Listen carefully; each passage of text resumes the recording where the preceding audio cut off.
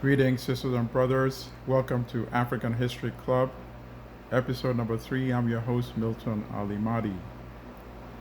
We have been looking at slices of African history. We've focused on West Africa.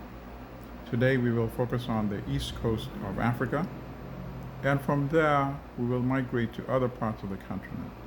And we'll keep looking at these pieces of history. And at the end, all of these stories will come together and they will help us to understand how Europe underdeveloped Africa. To borrow from the title of Walter Rodney's famous book, which I referenced in a previous podcast, and which I highly recommend, and which you can obtain via Amazon. In fact, I have 3 copies because I ordered different editions with different covers. I just wanted to make sure I had all those different covers. But it's the same book. It's a great book. It's one of the books that I highly recommend if you want to understand the contemporary African condition. And I agree with Walter Rodney totally, that not only did Europe prevent Africa from developing after Europe colonized Africa and subsumed Africa's history, but Europe actually went out of its way to destroy any African achievement that had occurred up to that time. And today we will see an example when we do move to the east coast of Africa. But I just want to put what we've been doing in some context. We will be learning, we will be repudiating false narratives at the same time. And I think we've done a bit of that already in the first 2 episodes. We posed the question, how could it ever be that Africans were quote-unquote savages and backwards, as propounded in the 19th century literature of demonization, when the so-called explorers started writing about Africa? Actually, what they were doing was conditioning the European mindset to accept the abuse that was going to be hurled upon Africa, the massacres that attended colonization. That's what they were doing by demonizing Africa before the actual formal colonization occurred. And how did we show that that could not have been true?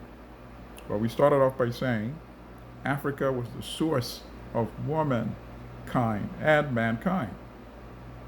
So human beings started taming the earth's challenging conditions from Africa, meaning all the skills that were necessary to tame the environment and to allow human beings to exist and to multiply so effectively that some of them actually were able to migrate to populate other parts of the world from Africa.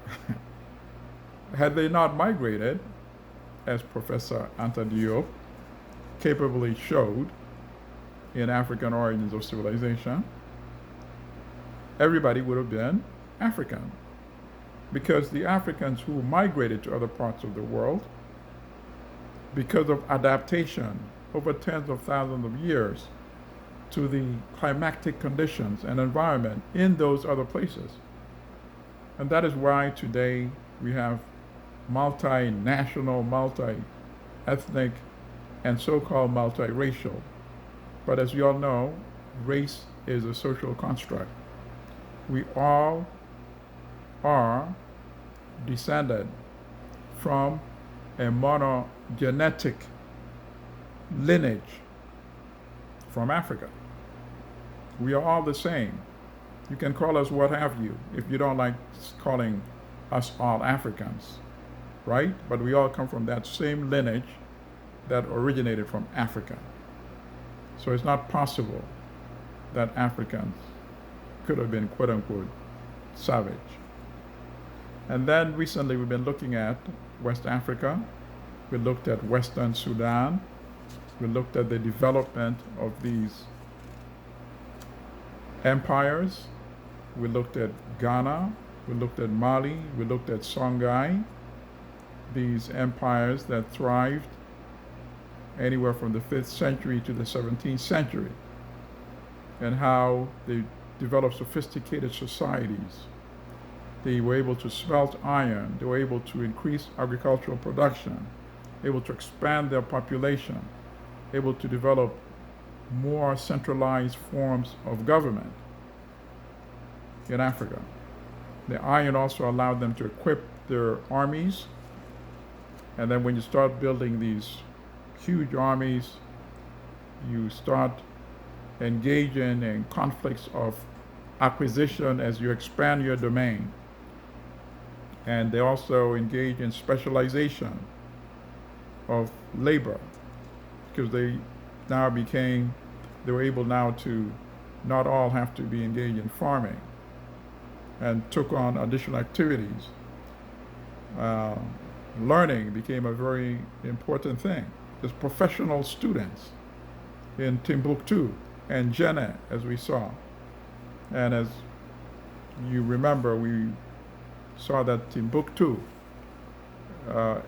existed as a learning center, a collection of schools that became the university system that existed before Oxford, existed before Harvard, and existed before Yale. And we saw something that actually is still even manifest today in the 21st century. We saw the entrepreneurial drive of Africans, all these trade routes that developed throughout Africa, not only Western Sudan. We just happen to be focusing on Western Sudan. They traded with neighbors, they traded over distant zones, the trans-Saharan trade, and that is also another testament to how remarkable the Tuareg are, Tuareg, who are primarily travelers, nomadic, and were able to navigate those trade routes across the Sahara with no equipment, no scientific or technological equipment, just their natural genius, being able to navigate using the sun, using the stars, using the pattern of the wind on the sand. That is just astounding and remarkable. And why do I say the African entrepreneurial drive is manifest everywhere in the 21st century? Because you can go to any city in Africa, in Europe, here in the United States, in Asia, in the Caribbean, in South America. You will find African entrepreneurs in pretty much every city where you find Africans, right? They're either street merchants, they have storefronts, or once they're able to accumulate enough capital, they have their businesses and enterprises. And right here, home city of New York, we see that manifest as well. So it's very interesting to see this continuous lineage going back to the earlier era, even before the 5th century, right? And this is understandable. If that is the origin of womankind and manhood and mankind, and people have a natural human wanting to learn more, to be with others, to commune, and that is how the trading system and pattern developed throughout Africa. And also, for clarification, I want to remind people that when we say Western Sudan, we're not referring to the modern Republic of Sudan. The Sudan, or Bilad-e-Sudan, was how the Arabs in North Africa referred to all the lands south of the Sahara, the lands of black people. And that's how that entire region was referred to as Sudan. And if we look at the countries that are there today, Western Sudan and where those empires thrive, the area would include the countries that are the modern countries of Senegal, Mali, Guinea, Niger, Burkina Faso, and Chad. Burkina Faso, of course, used to be called Upper Volta up to the time until when Thomas Sankara came to power in 1983, and he changed the name to Burkina Faso. And that is the subject of a future podcast, of course. So those were the countries of the Western Sudan. And we saw how enterprising they were. But today I want us to migrate and look at the east coast of Africa. And we look at the city-state of Kilwa, Kilwa. Kilwa was one of about 50 such city-states along the east coast of Africa. And the people along the coast, and we're looking at a region that would start from around where Mogadishu is in what is now Somalia, and heading south all the way to Sofala in what is now Mozambique. And the Swahili people lived on the coast. These are African people who engaged in trade and commerce with Persians and with Arabs, and intermingled and adopted some of their words also in the Kiswahili language, which is the language of the Swahili. You just add Ki in front of Swahili, so it becomes Kiswahili. And Swahili is spelled Swahili. Kiswahili, in fact, is a form of a lingua franca in most of East, Central, and Southern Africa. It is spoken by millions of Africans. And when Africa eventually unites and becomes one united African nation, I would strongly urge Africans to adopt Kiswahili as one of the languages of national unity. It is spoken on the coast of Africa. It's spoken also in Somalia, in Kenya, in Tanzania, in Uganda, in Rwanda, in Burundi, in Mozambique, in the Democratic Republic of Congo, and in other African countries as well. And it's taught here in the United States in more than 100 U.S. institutions, including Howard University, Harvard, Yale, and many, many other institutions teach Kiswahili. So let's go back to Kilwa. Kilwa was a trading city-state, and it made its wealth primarily by levying tariffs. It served almost as a clearinghouse, the island city-state of Kilwa, with all the trade that occurred between the Arabian Peninsula, between India, between China, and the east coast of Africa, and particularly the interior of Africa. So Kilwa levied tariffs and was able to become a very wealthy city-state. And Kilwa also engaged in trade with these same countries in the Persian, in India, in China, and the Arabian Peninsula. And Kilwa primarily imported from those zones beads, clothes, and porcelain products. Those were some of the primary imports that Kilwa and many of the other coastal city-states imported from Asia and from the Arabian Peninsula. And Kilwa exported to those countries primarily gold that was sourced from as far south as Sofala, and ivory, and certain forms of spices, and tortoise shells, and coconut oil.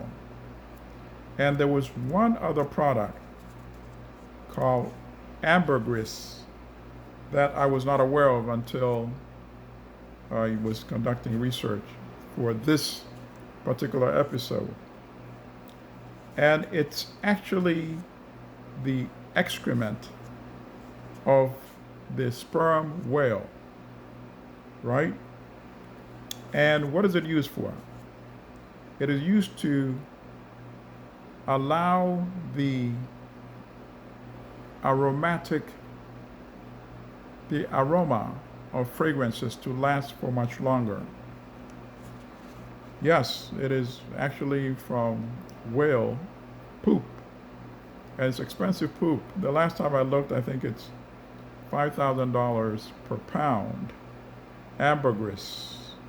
Ambergris. And since the sperm whale is an endangered species, obviously it's illegal to use that product in the United States. In France, it's still used.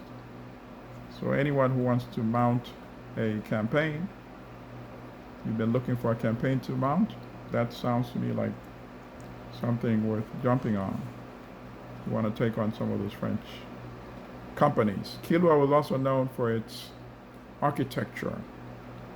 The buildings were of stone as well as coral stone. The houses 2 to 3 stories sometimes. And it has a very famous mosque called the Great Mosque, which was built in the 12th century. Obviously, it's now a historical monument in our 21st century era. That's what Kilwa was famous for, its architecture in addition to the wealth from the trade. So you can tell that this is going somewhere, right? Because how can you have an African setting where Africans are thriving and minding their own business and just going on with their lives? You know something is bound to happen. Yes, something did happen. So in 1498, Vasco da Gama, a so-called explorer, but an actual bandit, circumnavigated the southernmost tip of Africa in South Africa. And the southernmost tip at that time had been referred to as the Cape of Storms.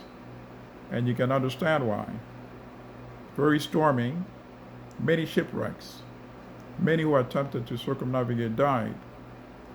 And after Vasco da Gama was able to accomplish that feat, he referred to it as the Cape of Good Hope. It was not good hope for Africans, as the history tells, including the history that we go through today. So Vasco da Gama sails on the east coast of Africa, and he's shocked just by the splendor and the wealth of all these city-states, including Kilwa. He is not an aggressor on that occasion because he's serving as somebody who's doing reconnaissance. And he's on his way to India, right? To create a new trade route between Portugal and India and other countries in Asia. He goes back to Portugal and reports on the stupendous wealth of these city-states on the East African coast.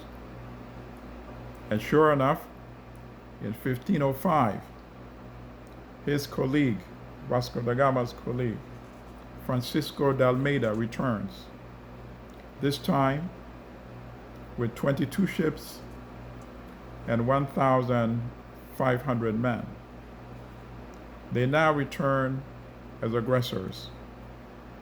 They now return to attack people who had caused them no grief, people who had not violated them, people who are just busy developing and trying to become prosperous. They had achieved that level of prosperity. So what do? Francisco Dalmeida. Well, they attack Kilwa. They ransack Kilwa, they kill people, they plunder, and they overthrow the administration of the Sultan or king. They overthrow him and install a puppet.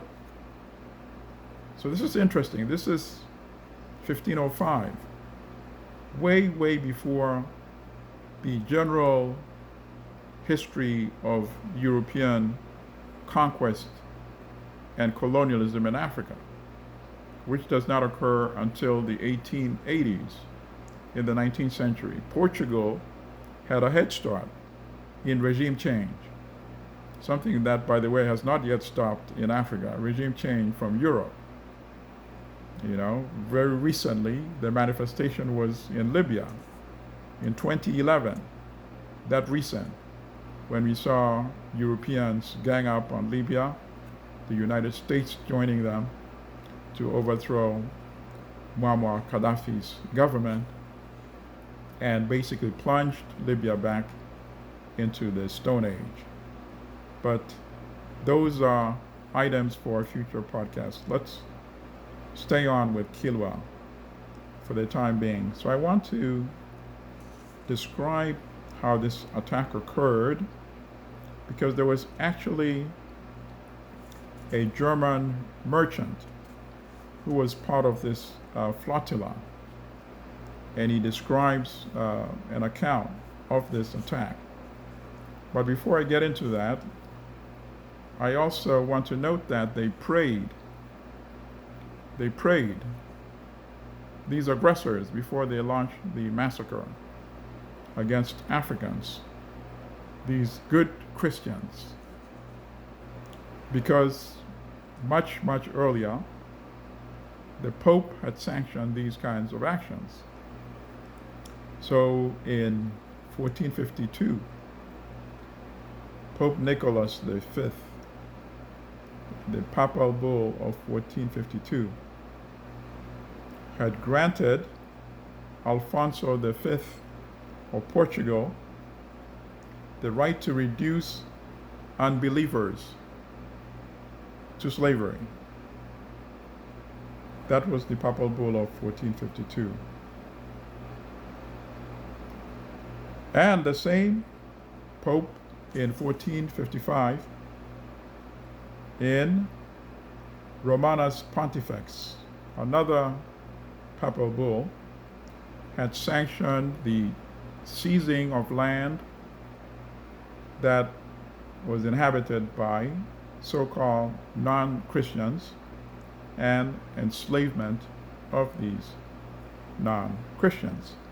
So that's why our good Christian friends from Portugal prayed in 1505 before they launched the attack on July 24, 1505, against Kilwa. And the German merchant's name was Balthasar Sprenger. So let me read his description of that attack. Quote, "On the 24th day of the month referred to, we went there in force with 8 well-armed ships, and suddenly and quite unexpectedly in the morning went to the town, and there shot several heathen dead, and plundered the town at the same time, and found many treasures, including gold, silver, pearls, precious stones, and costly clothes. And we decided on the same day to build a fortress there as soon as possible." So in other words, they occupied Kilwa and overthrew Ibrahim bin Sulaiman, who was the ruler, and installed a puppet, Mohammed Ankoni, to be their client puppet ruler in Kilwa. So this regime change and installing puppets in Africa started as early as the 16th century, as we see. And the book I'm reading from is called The Portuguese Period in East Africa. The author is Justus Strandus, Justas Strandes, a German, and the book was originally written in 1899. And obviously he's referring to the 16th century.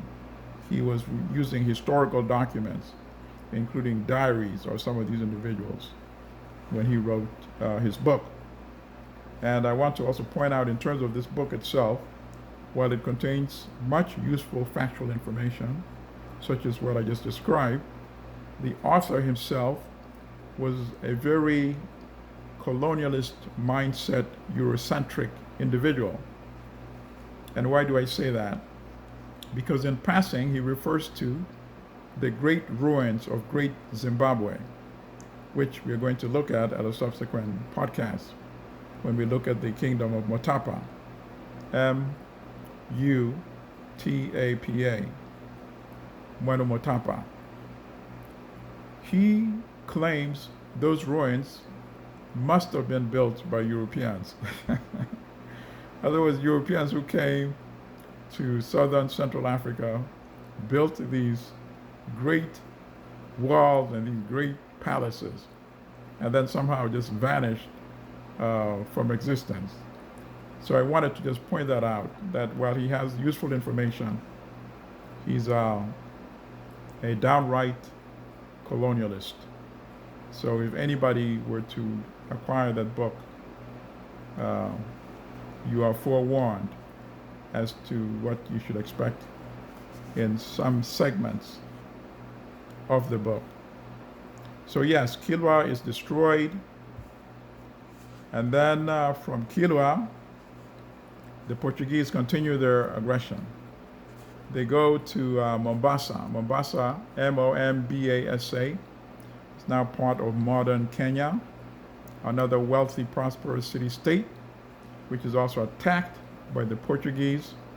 They kill 1,513 people. They plunder the city and they burn the city.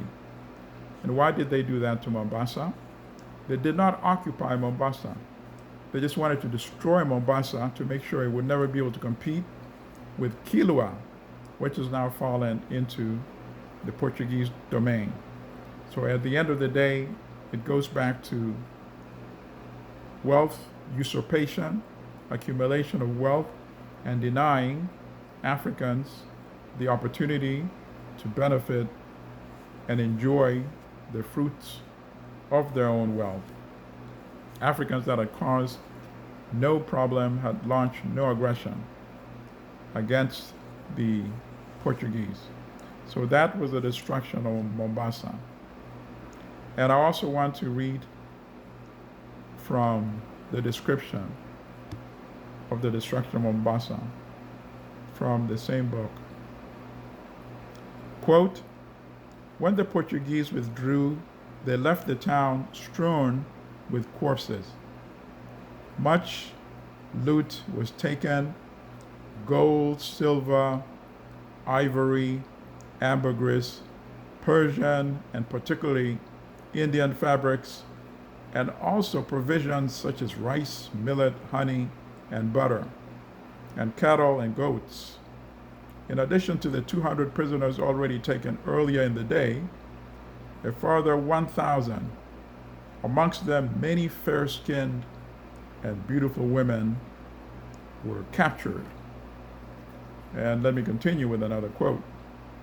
Quote, so large a quantity of booty had been taken that much of it had to be left behind when it came to shipping it aboard, for otherwise the ship would have been overloaded. Yes, so this is the orgy of plunder and destruction by our good Christian friends from Portugal. And that was not enough. From Mombasa, the Portuguese then head to Barawa, which is now in what is modern Somalia. And Barawa is Barawa. And here again, I want to read the nature of the destruction on the people of Barawa. There again, they killed way over 1,000 people.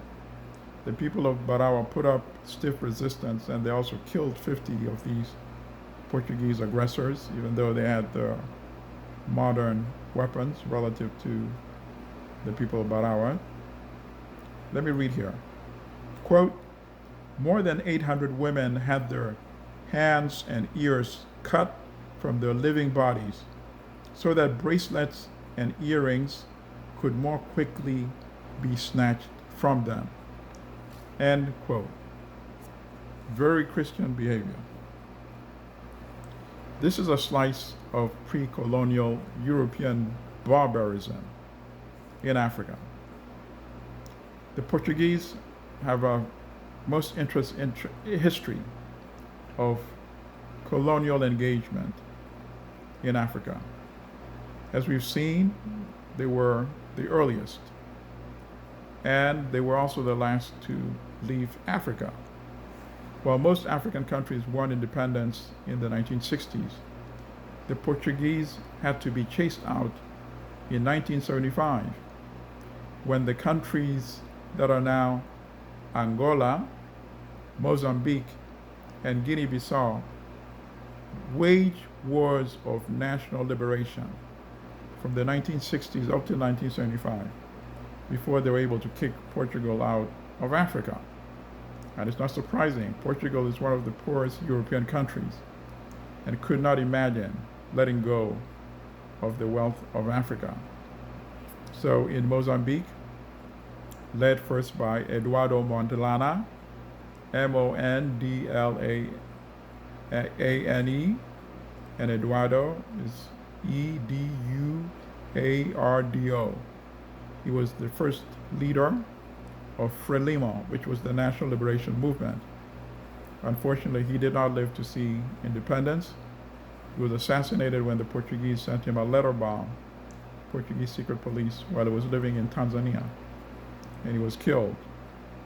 But his successor, Samora Machel, his last name is sometimes spelled Macel, and more generally Machel, led the War of National Liberation to its successful conclusion in 1975, when the Portuguese were ultimately defeated.